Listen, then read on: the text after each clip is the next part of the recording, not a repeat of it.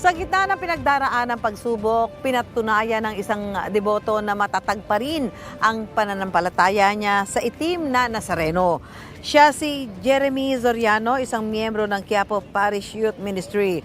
2017 na magsimula siya magtanghal sa mga overnight vigil sa Quirino Grandstand bago magsimula ang posisyon.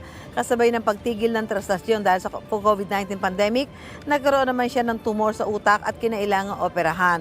Hanggang ngayon patuloy ang pagpapagamot ni Jeremy at patuloy rin ang debosyon niya sa Nazareno.